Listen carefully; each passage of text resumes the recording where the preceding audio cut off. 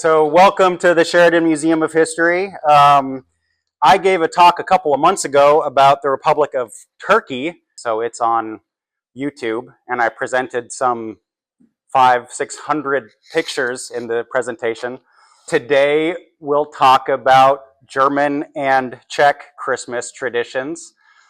I want to point out, so this presentation is based on a book that me and my friend wrote about Czech, called Curious Czech Christmas. So if this presentation is interesting, feel free to buy this book on Amazon. I think we have a couple of copies left, but just so you know, it's great. It's color. It was a work of passion. It was a labor of love. It took years to do. And can I ask, does anybody here speak German? Is anybody here? Not you. Sie sprechen Deutsch? Ein bisschen? Okay, we don't have any like Germans in here. Yeah. Does anybody speak Czech? Does anybody speak Czech? That would really surprise me. But do we have any Czech Americans here? Does anybody have, some Czech ancestry? That's great. Are there people with German ancestry? Yeah, like pretty much everybody probably. Well, so that's great. So I grew up in Germany, went to German schools and all that. And then I was born in Corvallis and went to high school and college in Corvallis. And right after graduation, I moved to the Czech Republic for 10 years. And in fact, this book was written by me, Travis Dow, and my buddy Pete Collman. This is one of his pictures. And today is St. Nicholas Day, which is a big deal if you're a German or a Czech kid. And that's Svatý Mikuláška, like St. Nicholas Church. So there's Santa Claus Church for you. What is the Czech Republic? So, and unfortunately, I won't talk about Slovakia that much, but I really do love Slovakia and Slovaks. So this big Pac-Man looking thing that's eating this thing, that's Germany, and that's the Czech Republic. And this right here is Slovakia. So this used to be one country before 1993. And this was all one country called the Holy Roman Empire. And this was all one country called the Austro-Hungarian Empire. And that all matters because a lot of these traditions do have things in common. Let me go to the next slide here. This is before World War II, the German-speaking areas. Like this is Germany. Somewhere in the 1200s, the 13th century, the Teutonic Knights crusaded up in East Prussia up towards Latvia, converting pagans as they went. That's why that spoke German up there before World War II. This is all Poland now. And this is Austria, and that's German-speaking Switzerland. So one reason I want to tell you about Czech stuff is those poor people. These people right here, they speak a Slavic language called Czech. And this is all Slavic languages, Polish and Yugoslavian languages, and Slovakia, Slovenia, Ukraine, Russia, all those people, those are Slavic languages. And for over 1,000 years, for 1,200 years, Bohemia, the Czech Republic, which was the Kingdom of Bohemia, was a part of either the Holy Roman Empire or Austro-Hungarian Empire, and both of those empires spoke German. So for 1,000 years, the Czechs were kind of repressed and encouraged to speak German. They almost had to reinvent their language. It was kind of dying out, both as a language and as a culture. So it's an honor and a privilege to point out there's only about 10 million Czechs in the world, which is why I would have been really surprised if one of you spoke Czech. But it is a beautiful culture and a wonderful country, so that's why I'm happy to talk about it. This is the Austro-Hungarian Empire, so there's Czechoslovakia here, and those, German speakers and Hungary and all that. So they didn't get their independence until after World War I. So pretty recent, 1918 or so.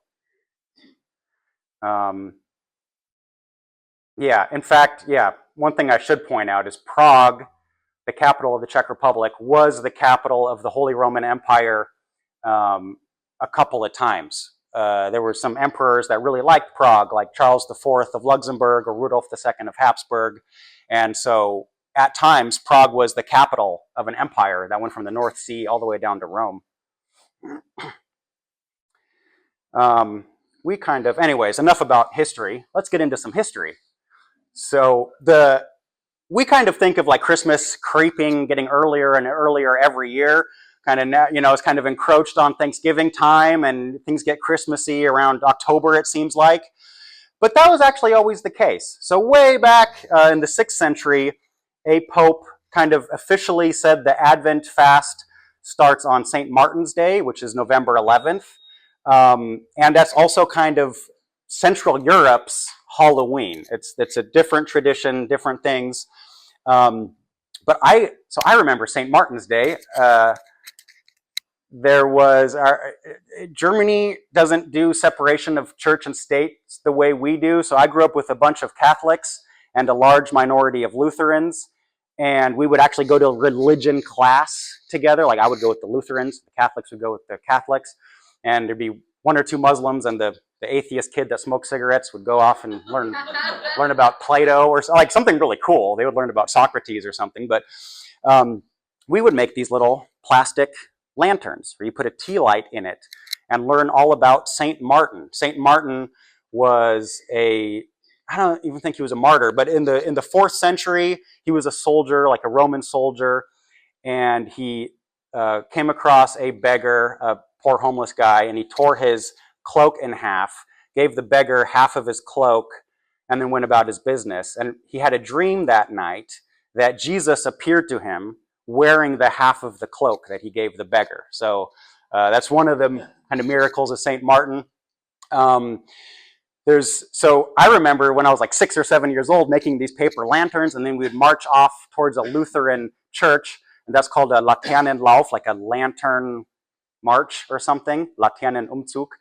And I remember there's a poem or a song that we would sing, which is like, ich gehe mit meiner Laterne und meine Laterne mit mir, oben leuchten die Sterne und unten leuchten wir, which is like I'm walking with my lantern walks with me, above the stars glow, below we shine.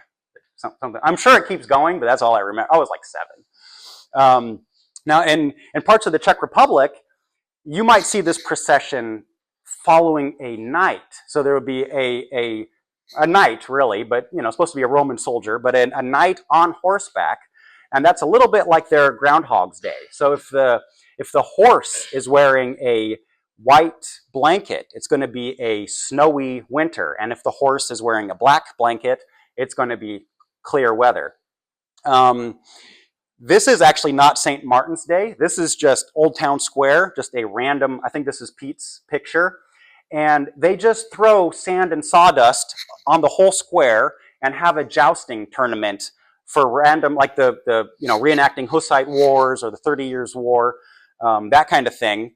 And they do that at Charles Bridge. This is Old Town Square. And you can just be, walking around Prague, doing your grocery shopping or whatever, and you might come across knights yelling at each other, talking smack, and then eventually, fighting and jousting and all that, which is cool. So then it goes on. St. Barbara is the 30th of November, and St. Andrew is the 4th of December, maybe. So it's interesting because you kind of see some pagan traditions seep through these feast days. So with St. Barbara, I forget St. Andrew was lead divination. You'd pour molten lead in water, and especially women would, there's all kinds of things that it might predict, but it might also predict whether you're going to find love in the next year or not. And the same with St. Barbara. You would see women dress up like them, especially more in the villages, wearing a white gown and a green wreath, which really I think has very little to do with Christianity and a lot to do with paganism. Especially, so it's already full time, the winter is coming. They'll take a cherry blossom and put that in water, and if it blooms again here in like November, December, then that means you'll get married or you'll find love next year.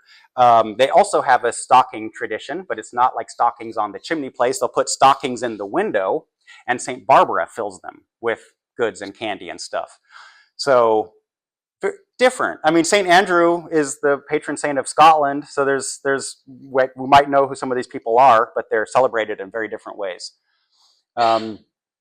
Very different ways. In fact, speaking of which, last night I talked to Pete, my buddy, and he just got back from Old Town Square, and I don't know what you guys were doing last night, but in the Czech Republic, people were getting into trios, one St. Nicholas, like a bishop, one the devil, and one the angel, and they got drunk and publicly intoxicated, wandering around and just kind of causing chaos. And that's really the start of the Christmas tradition. When you see a drunk Santa Claus walking around, it's about to get good. So they ask questions along the lines of like, have you been a good kid? And have you been this and that? And they hand out fruits and toys and stuff to the good children. So it's a little mixture of trick-or-treating and just plain old debauchery, but it's good. Now, this is Old Town Square, and this is the astronomical clock of Prague. I mean, I love this clock. So this clock is actually around the corner right here, and it's pretty low. I mean, it's not that high up. It really was meant for you to read it. And this Old Town Square was the main market of Prague in the Middle Ages. And in the Middle Ages, they were, I wouldn't call them superstitious, but they had a lot of strange beliefs about when was a good day for trade and when was a bad day for trade. You might just not go to the market if Mercury is in retrograde or something. So this is an astronomical clock. It shows the phases of the moon, the phases of the sun. It's a 24-hour clock, so you can actually, I mean, by phases of the sun, I mean, it'll show you the sunrise, sunset, that kind of thing. These are the zodiac symbols, so you also know what month it is. And these are also the months, but in terms of like a harvest and planting, like the agricultural seasons. And then this right here on the very outside,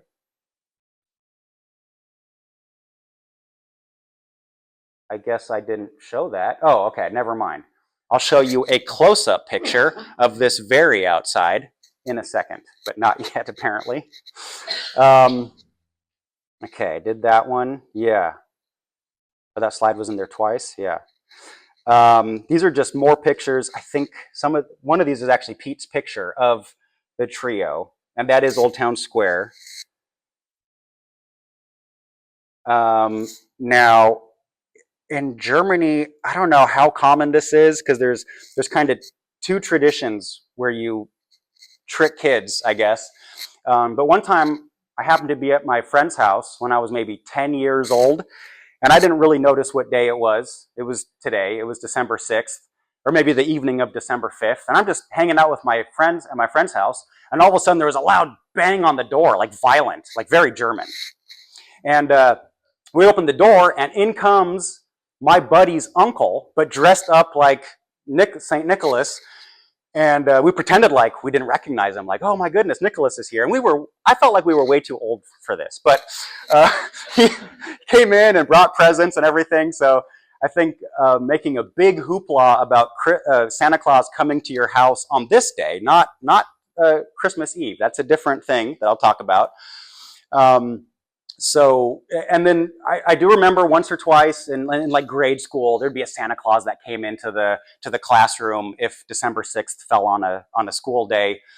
Now, Knecht Ruprecht or Krampus are more so Czech Republic, they have the angel and the devil. In Germany and also Holland and other parts of German-speaking Central Europe, they have this kind of Grinch character that, depending on what part of the country you live in, like especially if you get into the Alps, Krampus just pretty much eats children. It's just, like there's no coal or potato, like you get so be good. That's December 6th. I was introduced to St. Nicholas Day it was church one year.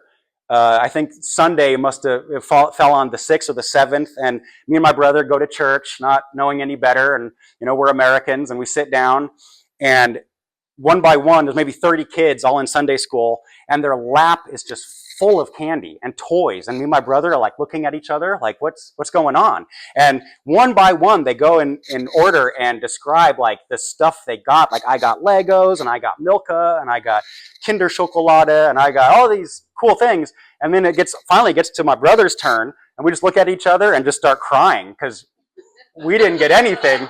So when Sunday school was over, so I think what happened was they shared some of their chocolate with us, and we stopped crying.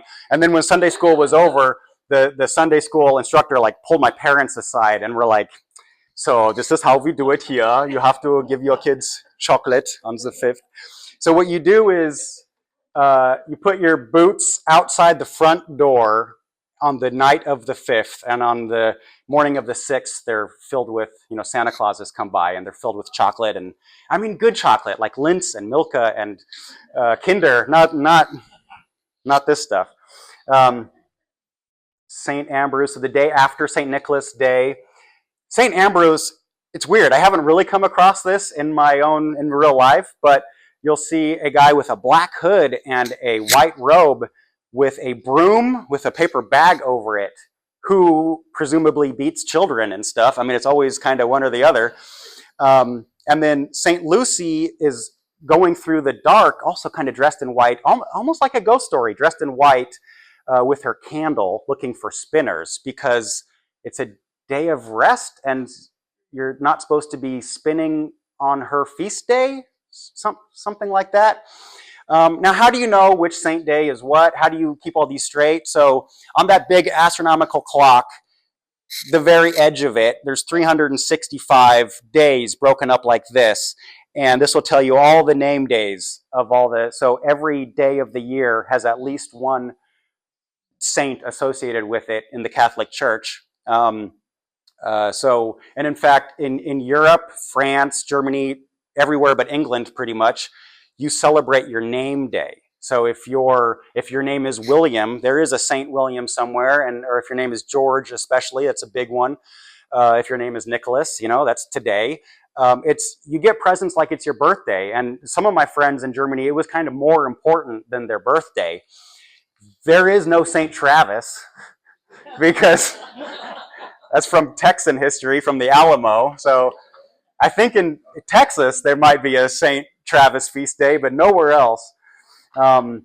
So I didn't grow up with a name day really, but all my friends, they're Saint Florian and Saint Michael and Johannes and whatever, Pavel. These are Pete's pictures. Yeah, that's a roast goose or a roast duck, probably actually. That is not a Christmas Eve dinner. That is more to do with St. Ambrose or St. Andrew. I forget. This is a different feast day, not Christmas Day. You'll see why in a minute. That's St. Nicholas Church again. So you might have heard of the Christmas carol, Good King Wenceslas. Wenceslas is the patron saint of the Czech Republic. Wenceslas in around I'm going to say the 11th century. He's the king that converted to Christianity. Before him, it was a pagan country. And it goes on, there's a lot of drama there. I used to talk about this a lot on my ghost tours in Prague. He had 2 daughters, Drahomira and Ludmila. Ludmila was a good Christian daughter, and she's on the money. She's on a 200-crown bill. And Drahomira is the evil pagan that ended up strangling her sister. But that was so Ludmila died a martyr. Everybody loved her, and that actually kind of made everybody more Christian, not less. So Drahomira was kind of seen as a villain. St. Wenceslas, so there's a British guy, British guy called Jason Mason Neal, who was aware of this tale of Wenceslas and wrote a Christmas carol based on it, but Czechs don't have this. This didn't come from the Czech Republic. It's an English song. I think if Czechs knew about it, they would love it. It's their patron saint, but it's just not even, there's no Czech version of Good King Wenceslav or anything. But this is Wenceslas Square. So this is the National Museum, and it's a huge, there's a big statue of King Wenceslav right there. He's on a horse, and that is actually, this is the main landmark in Prague. If if you just landed in Prague today and you have no idea where you are, I would say come meet me at the Horse, because you'll be able to figure out Mustek. That's the main train station. You'll be able to figure this out, and then you'll find me, and then we'll take it from there. So my first day in Prague, I met somebody at the Horse, and when my brother came to visit me, I met him at the Horse, and that's what you do. That's King Wenceslav. Wenceslav Square goes all the way down this way to Mustek, and then it keeps going to Old Town Square. I mean, it's like 10 blocks away, but it's really just one huge, technically 2 Christmas markets, but it just keeps going. Prague is beautiful.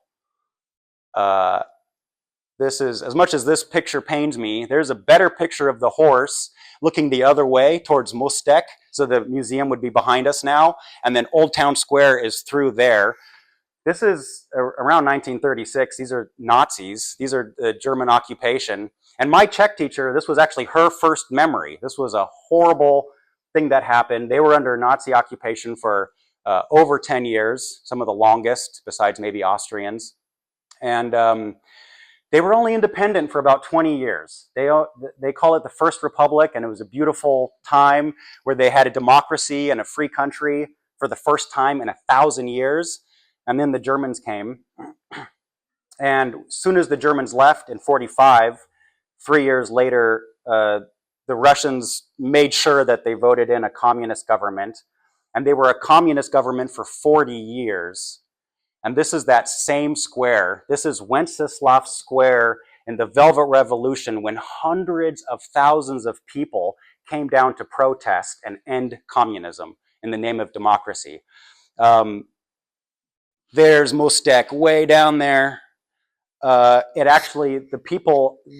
crowd kept going. So it didn't end at the end of the square. It went all the way into Old Town Square, about 10 blocks away. So, I mean, almost the whole city came out to get rid of communism that day. And at the very end, in Old Town Square, there's a building called the National Gallery, and on the balcony was the leader of the anti-communist resistance, Václav Havel, who's, I think, a famous person, if you're old enough to remember the Cold War. And he's one of the founding members of Charter 77, fought the communists, and he's the one that at the end of communism declared the beginning of a democracy and free elections. And Václav Havel would become Czechoslovakia's first freely elected democratic president. And Václav means Wenceslas. Well, Václav is just What was the date? The day of the Velvet Revolution, 1989. I'm gonna go with October, without Googling. Yeah. This happened, I mean, about the same time as the Berlin Wall fell. It all happened within months. It was like June was Hungary, and then this, and then the Berlin Wall was November. I remember that. I mean, I remember it. I was there. So this is Old Town Square. This is the National Gallery right here, where Václav Havel stood and declared the beginning of democracy. And it goes down this way, and then Wenceslav Square is like far away. I mean, there was a lot of people. That's Tin Church. There's Nicholas Church right there. This big statue is of Jan Hus, which is a very important figure of the Reformation 100 years before Martin Luther. I don't really talk about him a lot. This is a very Catholic-oriented presentation, so I don't talk about him a lot. These are some of Pete's pictures from Old Town Square. So that's Tin Church, and that's the clock tower there. And every year they change the Christmas tree decorations, and there's a lot of money that go into them, and it's a big festivity when they light the tree. That's kind of the national tree, and it comes from a specific national park in, not Moravia, in like the Bohemian Forest on the Bavarian border. And they're all, the town that donates it is very proud. They've been doing it for a long time. Now the markets. So, I mean, I just came from a Christmas bazaar today. We have a Christmas bazaar right there. I'm supposed to mention, you can buy these books. I make rosaries, and you can buy them there. But it's kind of different. So, I would say both American and kind of Central European markets are both kind of traditional and maybe rustic in a way. Both markets sell handmade things. but what is sold is still very different. And I think it's really interesting to see. Like you would recognize a lot of the things as Christmas ornaments, but they might be more made out of straw, or Czech Republic had a big glass blowing industry, it still does. And so like Czech glass ornaments are different, and they're famous. And it's more about the glass, not the picture that's in it. And a lot of things made out of beeswax. I feel like we don't know what to do with bees. Like in the Czech Republic, sure, you get 50 different kinds of honey, but they also do really creative things with beeswax, not just candles, but whole nativity scenes and all kinds of stuff. And then they make mead. Like one of the national drinks of Czech Republic is mead, and it's not just like one kind of mead. If you go to a beekeeper's stall, they'll have 14 different, like almond mead and sweet and this and that, and also honey, but that's like one of 50 different things. Seems like we don't know what to do with honey, or don't know what to do with bees. So there's kind of more, like there's a lot of hand knitted or crocheted and knitted stuff there, but it's kind of more lace and just a little bit of a different tradition. I wish I had more pictures of some of the ornaments. I don't, but it's just a little different. Yeah, so sometimes you can buy these, but sometimes ornaments are kind of homemade and not really for sale. So a lot of the times you can decorate not just the Christmas tree, but your whole house with kind of ornaments. And in fact, a Christmas tree was just one thing you decorated. That really wasn't the focus of Christmas decorations. So having candles everywhere, and an Advent wreath, and just twigs of evergreen branches and red ribbon and that kind of thing. We do it a certain way. But I think there's more variety of that kind of thing in Europe. Clay stars, there's a lot of ceramic. I think I still have some. And then just slightly different motifs, like maybe more crosses and doves, just kind of, little differences like that. I think I have a picture of some gingerbread. So gingerbread seems to last forever. Like at some point they tell you don't eat it, but it just turns into rock. And I mean, I've seen 40-year-old gingerbread cookies hanging off of trees. You get that little heart when you go to Oktoberfest, and I've seen those that are older than me. So yeah, I think I've seen some gingerbread decorations that have been passed down through the generations. There's just another shot or two of, yeah, those are two different. That's Pajiska. So this is St. Nicholas Church. That's Paris Street, which is where the Jewish quarter used to be before World War II. It is again, actually. There's a Jewish quarter since the 90s. Very cool. Very unique in Europe to see that, actually. There's another picture. Oh, this is actually my picture, so I'm sorry. I went through my Facebook, and I don't take pictures. I just didn't. I went there 10 years, or every year I'd go back, and I just didn't really take pictures. It's kind of weird that there's a creepy side to Christmas that we don't really think about. We get that out of our system in Halloween, and then it's Christmas, but not in Germany. So I think from old pagan days, you march towards the winter solstice, where the days are getting shorter and shorter, and even these Christmas traditions, including an evergreen tree, including lead in water and cut flowers on St. Barbara days, cut apples. So a Czech tradition is to cut an apple down the half and then analyze the star. I mean, there's a divination book just on apples. The same thing, you can break ice somewhere and see how it fractures, and then you can divine that. Throwing a shoe at the door. So I think I've never done this, so I think it's a women's thing where it's kind of like throwing the bouquet. I think you throw the shoe behind you on St. Barbara's Day, and if the heel is towards the door, or vice versa, if the heel is towards the door, you're not going to get married next year. If the toe is towards the door, you are going to find love and get married next year. So that kind of thing. The walnuts and water, I don't even know what I mean by that. There's a lot of like divination, like to see how the next year will progress. I had friends in Germany where we would do some of these things on New Year's Eve, but traditionally, especially in pre-Christian times, these were all solstice celebrations. And in fact, Christmas was meant to replace a solstice celebration. So none of this is a coincidence. One of my favorites has to be throwing peas against the wall. If it sticks, it means one thing. If they bounce off, it means it's usually women, and if they're going to find love next year. So if the pea sticks, like 12 pickled onion slices, the same thing. I think you throw it on the wall, but I don't know. Krachun and Kolyada, I think those are just the names of some of these traditions. I forget. Or their stories, but I get lost in some of the details. That's a Krampus. Those are Krampuses. I mean, that's Czech. I mean, I can tell that that's his entrance or exit or something, but that looks very Austrian, not so much Czech. That looks more Czech. Just the Krampus figure. Like Czech is more devil, and then Krampus is kind of its own. It's a horned demon that hangs out in the mountains. I don't know. It's not very Christian. So Ježíšek. So Ježíšek is baby Jesus, and so we had St. Nicholas Day, and then as you approach Christmas, St. Nicholas is come and gone. So Santa Claus is come and gone. He's done with, and has nothing to do with Christmas per se. On Christmas Eve, it's all about baby Jesus. So baby Jesus is who answers your letters, and baby Jesus is who brings you your gifts. So So first of all, you write letters to baby Jesus. And then there's a tradition on Christmas Eve where you have dinner very late in the day and you are very hungry because of that.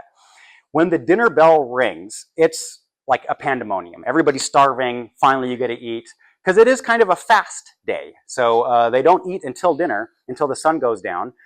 And then you have dinner.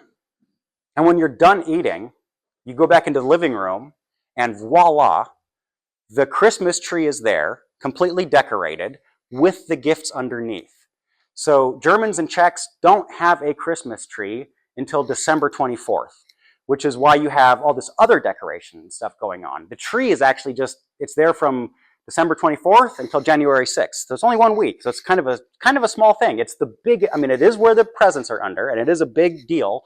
And it's a 1,000-year-old, 800-year-old tradition, but it's small compared to for us, where my ex-wife would always insist that we'd get it on like the 1st of Advent. She's not Czech, she's Costa Rican. So in Czech Republic, that's actually hard to do because nobody does that. All the trees turn brown and are thrown away within a week. So I had to go all the way across town. There was a mall, and then I had to take a Christmas tree on the tram, like I didn't own a car in Prague. And I was very upset that I had to, and then, but of course, by the time Christmas rolls around, it's like falling leaves, and it was just kind of a mess. So either do it one way or do it the other way. But if you're in a foreign country, just do it their way. Don't try to bend. But so I always thought that was kind of interesting that there is no family tradition of everybody decorating the tree together, and the ornaments are even kind of a different thing because you don't buy them all together and then decorate the tree together. It's all a surprise. So the parents buy the ornaments, and baby Jesus puts it up while you're having dinner. So that's that. There is no tree until then. That was kind of funny. My parents are here. I don't want to embarrass them, but they didn't just mess up St. Nicholas Day. So Sunday school, it was pretty clear that, hey, we're some sort of evangelical or Protestant Christians. We just messed up St. Nicholas Day. But in school, they were much more confused when I told my teacher that we don't have a Christmas tree because we're Americans. What I meant to say is we're Adventists, but they don't know what that is. And I didn't know the word, and I'm not an Adventist anymore. I like Christmas trees. But the teacher, if I remember this right, I must have been 5 or 6, but they pull my parents aside, and they're like, so, I mean, this is fine, of course, this is, we are accepting, but so do you celebrate like Hanukkah or Yom Kippur, or like what do Jews do? And my parents were mortified, and and so we go home, and there's my dad decorating a tree like a pagan, just singing like "O wie grün sind deine Blätter," and just like, so all of a sudden we get a Christmas tree every year, and we pretend like the other thing never happened.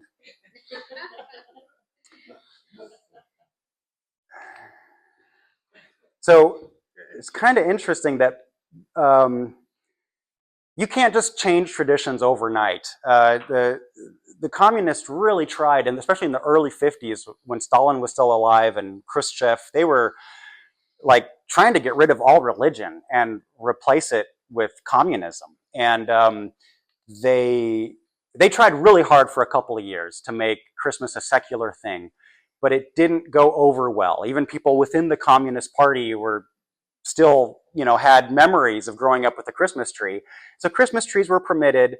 You couldn't sing religious songs, and you had to be very careful because people did sing religious songs, but they would just do it behind closed doors. And people had a lot of lace curtains in East Germany and the Czechoslovakia. Lace curtains, because if you close your curtain, that's suspicious. And you don't want people looking in. So everybody had lace curtains. Lace curtain is actually a very communist thing, if you didn't know that. So they did. Christmas kind of moved underground, but not entirely. I think they still lit a Christmas tree in the old town square and that kind of thing. But they really did try to, they tried to ban nativity scenes and they tried to get rid of religious songs. They didn't have Frosty the Snowman and Rudolph the Red-Nosed Reindeer. That would have been just fine for communists, but they failed at stomping out Christmas, and it kind of, as the 60s turned into the 70s and 80s, it kind of came back even under communism. Oh, that's weird. I don't know how that one got in here. Now, I actually tried to find evidence online of a tradition that I know about. I think it's in the movie Kolya, but when I taught, the first year I was in Prague, I taught English and German, and I had two students that I remember specifically. One was anti-communist and one was a communist member, and they both said that for Christmas, their dad would get them a ice-cold glass bottle of Coca-Cola for Christmas Day. Now, if you Google that, that's very anecdotal and that's hard to confirm, but that did happen. And it wasn't impossible to get Coca-Cola in communism. It was just very hard. They had these shops. So in East Germany, they had shops called Intershop, and in Czechoslovakia, they had shops called Tuzex, Z-E-X. And there was a huge black market for everything Western in the Soviet Union. And because if you're a diplomat, if you're an athlete, if you're a rock star, you still get paid in Deutschmarks and British pounds and dollars and everything. And then you go back to Moscow and you have this illegal currency and you want to buy a hi-fi stereo system and, Marlboro cigarettes and whatever, and all that stuff's illegal. So it caused a black market. So the government said, okay, so we're going to set up these intershops and Tuzex. And what they do is they sell Western goods in communist countries. And they're really hard to get into. The only reason you have to have a reason to go there. It's not open to the public. And so if you're a diplomat or if you have a job overseas and you have a reason to go there, you can exchange your hard currency, your dollars and your Deutschmarks and francs, for something called Boni, which is, a voucher. And you can go into a Tuzek and buy Coca-Cola or, Playboy magazine, whatever you want. So I don't think everybody knew somebody that could get Coca-Cola. Let me put it that way. So there was a huge gray market. And in fact, there was little pieces of capitalism on Christmas Day in the Czech Republic. And even after communism fell, there's a lot of Czechs out there that really cherish their Coca-Cola on Christmas Day. So I used to think it was a little bit of a secularization, seeing that Coca-Cola Santa Claus plastered all over the place. But it also is a symbol of a free market and a free world. So I'm kind of okay with it. I kind of left this part out from the book, but it's not just Prague, but all the castles. So this is the castle of, this whole thing is the Prague Castle. That's St. Vitus Cathedral. And they really do a big thing. They do Christmas concerts in there, and these are beautiful, like Renaissance basilicas and all there around the castle. So really traditional, very good choir music and carols and that kind of thing. And not just the Prague Castle, like Karlstein, like 30 miles out of Prague, there's a famous, they do a big nativity play and music, and just the decorations are famous. They're really cool. So even Czechs drive around to different castles in this season and look at the different stuff going on.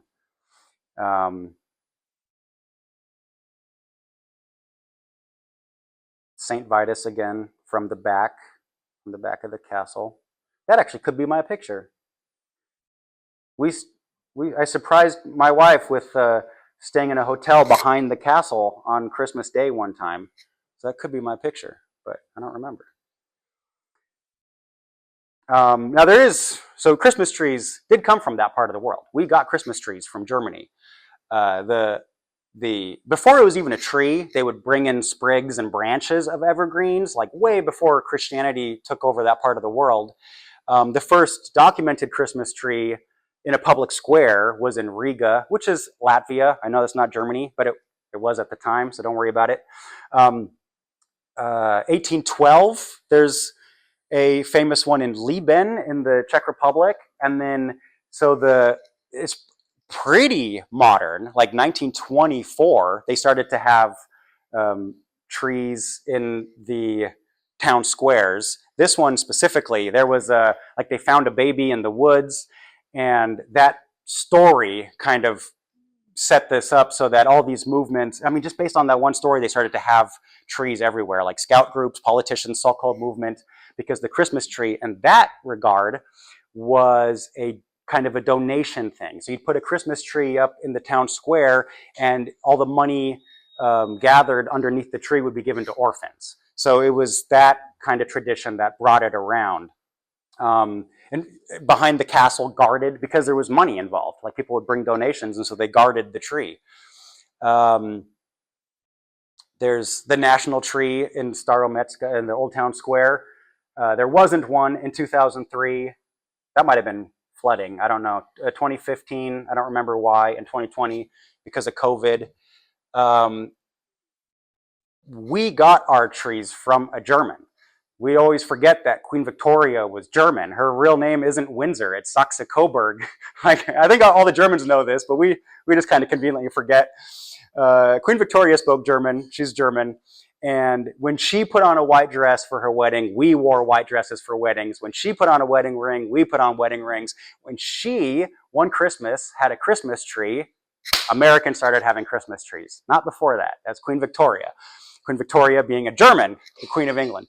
So in the Czech Republic, the main three trees were Norway spruce, blue spruce, and Scots pine, which I thought some of you might find interesting because a lot of you were loggers and worked at sawmills and whatnot. Those are not the regular Christmas trees. If you're curious, I was a big blue spruce guy because they last longer. And my wife always insisted on getting them like 4 weeks ahead of time. So I had to get the blue spruces, and they were the most expensive. And one time I saw a Douglas fir, and I just about cried. I was so homesick when I saw Smrk, Bodovice, and Jedle is, I think Jedle is spruce, but that's what that's the Czech words. That's behind St. Vitus. In fact, I want to say that's 2 different years, so you can always see they do it differently. So that's in the castle. That's the main castle courtyard. And then those are some of Pete's pictures from Old Town Square. I might have already shown those. I think nativity scenes are a big deal here too, I suppose. The one thing I really miss about Czech Christmas is there was they make a big deal about nativity scenes there. And on Betlemska, on Bethlehem Street, there was actually kind of a museum where every year they display, I mean, it's 50 or 100 different nativity scenes, all handmade. Some of them are mechanical. This is a famous one in Jindřichův Castle. So it's mechanical, and this is probably copywritten. I didn't want to steal somebody's picture, but it's a huge wall. I mean, it's like 12 feet tall and intricate and tiny, and it's a nativity scene. It's actually a very famous one, but I wouldn't blame you if you haven't heard of it. Kriza, I think, is what that one's called. 1,400 figures. It took 60 years to make. But yeah, I really miss the nativity scene display that they used to have every year. It's undescribable. It's just a lot of extremely good talent that went into that. The Advent wreath, I think, is kind of a bigger deal there because you don't get the tree until the day before. But 4 weeks before Christmas, you light the candle. And I think that's more of a big deal. They make a bigger deal about it in churches, I would say, than we do here. And again, I remember a poem that would say, Advent, Advent, ein Lichtlein brennt, erst eins, dann zwei, dann drei, dann vier, dann steht der Christkind vor der Tür, which is Advent, Advent, a light burns, first one, then two, then three, then four, and then baby Jesus stands before the door. That kind of works in English too. So, so that was kind of, yeah, people get excited around the wreath, and the wreath, so not just like as a centerpiece on the table, but they would hang huge wreaths from the ceiling, and you might have more than one wreath in a household. So I would say this is more the focal point of Christmas as far as decorations go, rather than the tree, other than Christmas Day. Okay, I kind of talked about ornaments already. I did want to show some of those gingerbread hearts that you might have seen before. There's cute ideas, which I just haven't come across here, which is like cutting an orange in half and then turning that into a mushroom, like drying fruits.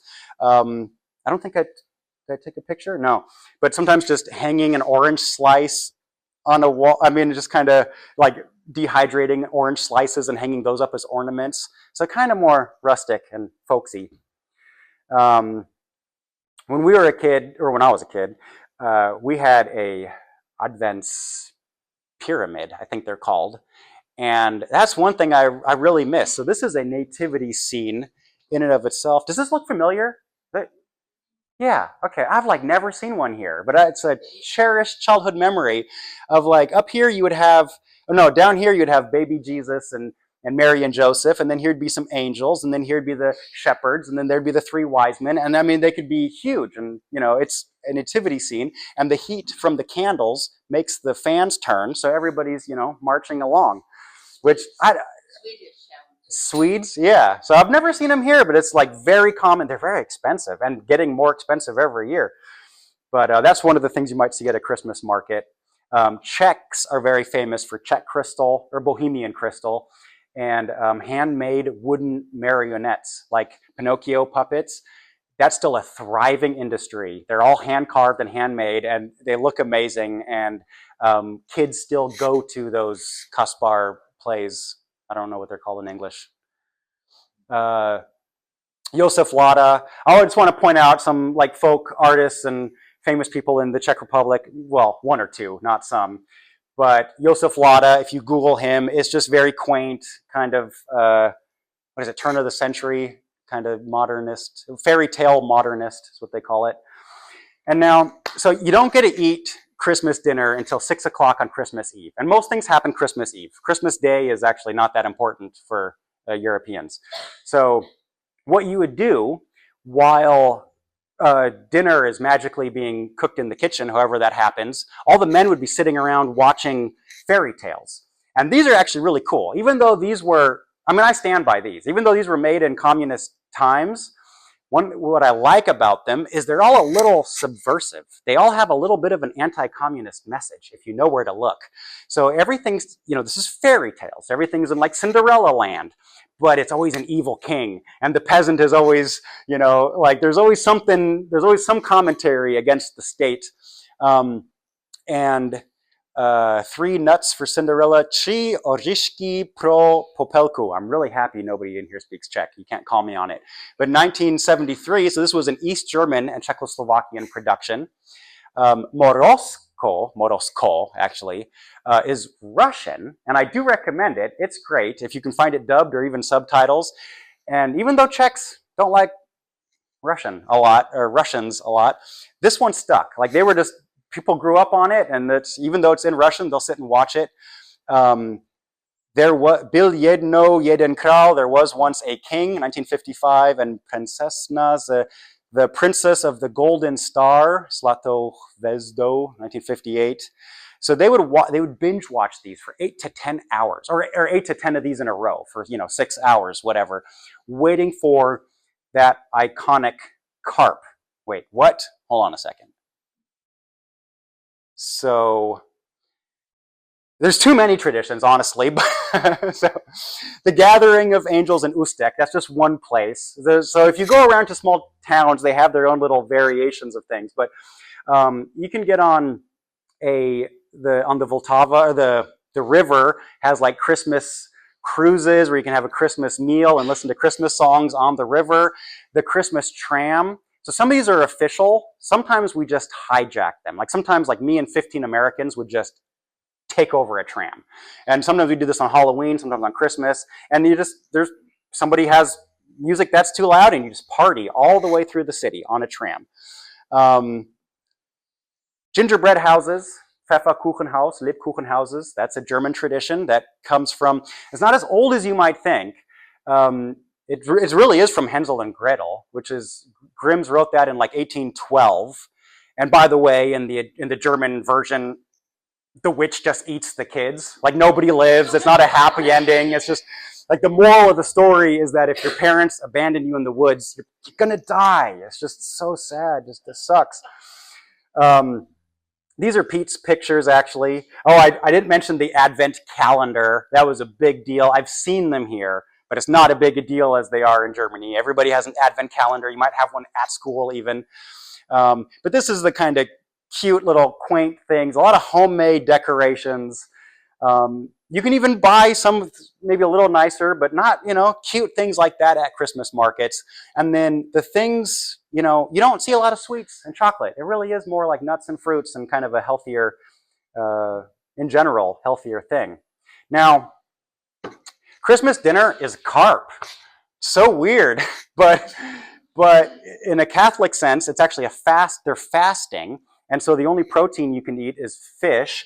And starting in the 14th century, it was actually a long thing because these carp did come from China, and kind of generation by generation they moved further west. And at some point, it started in the 14th century, but at some point there was a fish pond for every 3 Czechs. So it really was a super common thing. I mean, in the early modern period, like 1800s. And so there's still a lot of carp ponds, but this is weird. So Prague is like the size of Portland. This is a city.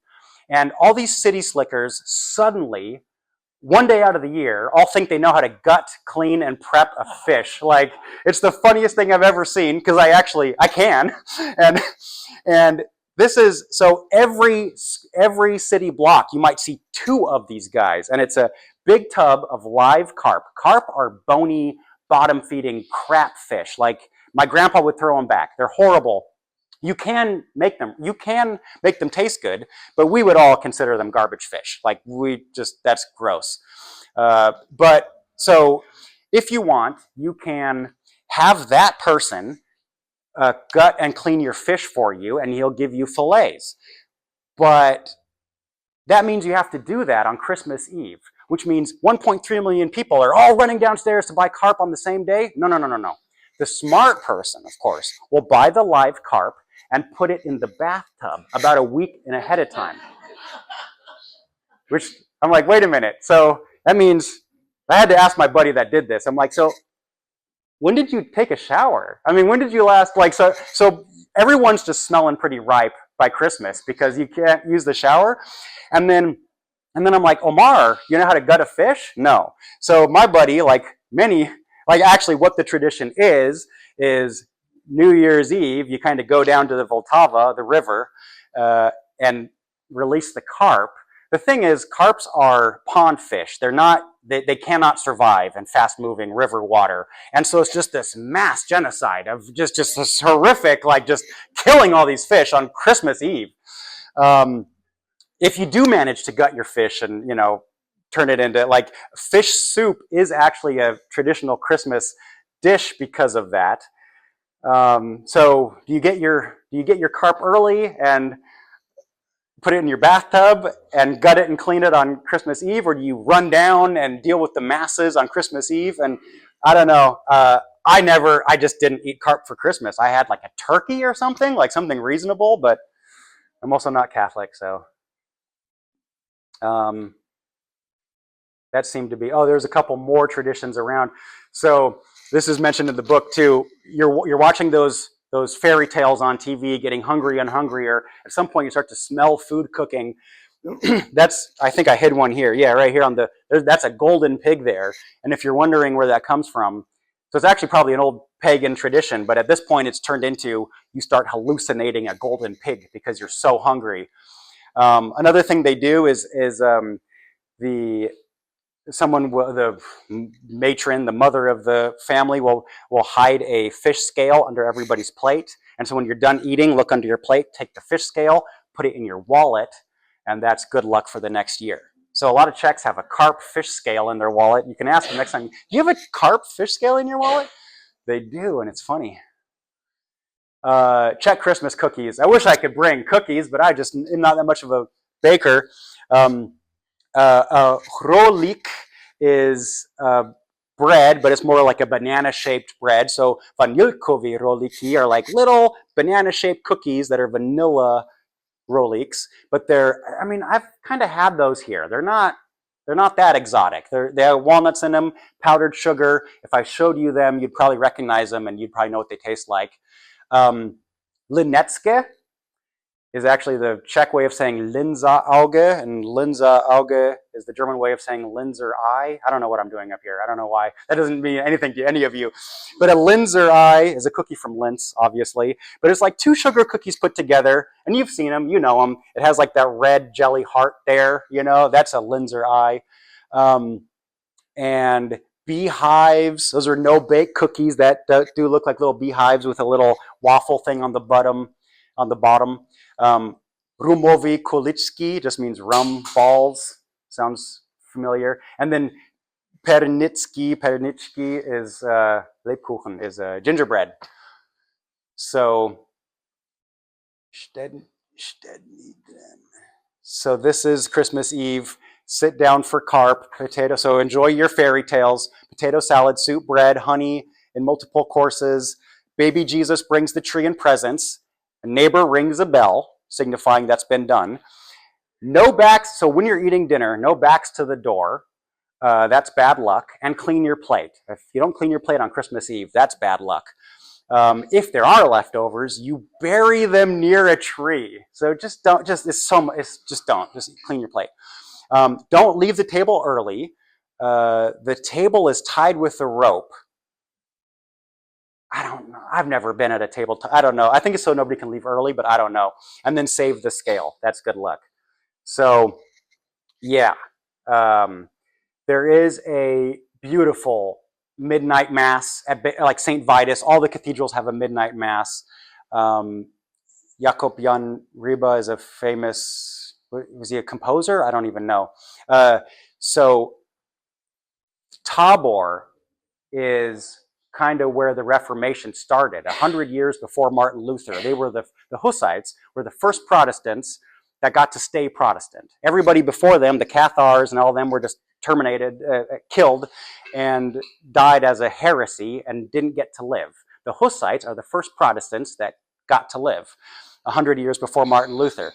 Tabor, named after a mountain in Israel, is a citadel, and they still do a midnight mass, but it's a Protestant midnight mass. It's very interesting because it's 100 years before Luther, so they didn't kind of have all the Protestant stuff figured out yet. So it's just different. It's just different. Hussites are different. Moravian Brethren is what they're probably more known as today. So if you know a Moravian Brethren, that's an old branch, the oldest branch of Protestantism. Ostrava.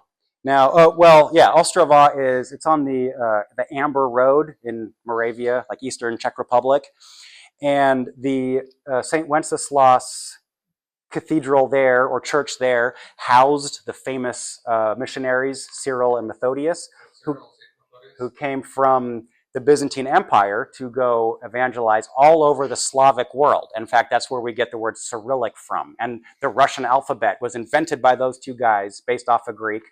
And the weird thing there is that the Bible was translated into Bulgarian and Romanian, into all those, and Russian and Ukrainian and all those countries. But we didn't do that. We just read Latin. So Martin Luther did get his idea from somebody.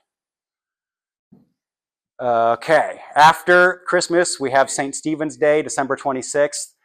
There's no Boxing Day per se, they kind of know what Boxing Day is. So St. Stephen's Day is a day of giving where they give leftovers and donate things to charity. But honestly, I think they got that from the British and not the other way around. Like they stole Boxing Day. But anyways, then there's New Year's, Nowy Rok, New Year's. And then there's the Three Kings. So if you're walking around the Czech Republic, you'll see K plus M plus B written in chalk on doors, even if it's a nice wooden door. And I would say, like, why are you doing that? I thought it was like maybe the water meter reader or something. It just looks very bureaucratic. But no, it's actually really cute. So it's like three kids will dress up as the three wise men on January 6th, the Three Wise Men Day, and they'll kind of go door to door and do a little trick-or-treat thing and sing carols and get candy in return. And if you were good to those children, then they will write K, Kaspar, Maliakar, whatever, and Baltazar, the names of the three wise men, K, M, and B, on the doors. And I didn't know that forever. On January 6th, also when you take your tree down, you put it down on the sidewalk, and the city will dispose of it for you. That's everybody does that. It's just tradition. And this is, I got to say that my buddy Pete did a lot of the heavy lifting here. He was married to a Czech woman and had Czech kids and had to do it all right. So he knew a lot more about the Czech traditions than I did. And we did podcasts together, and you can listen to us talk for hundreds of episodes.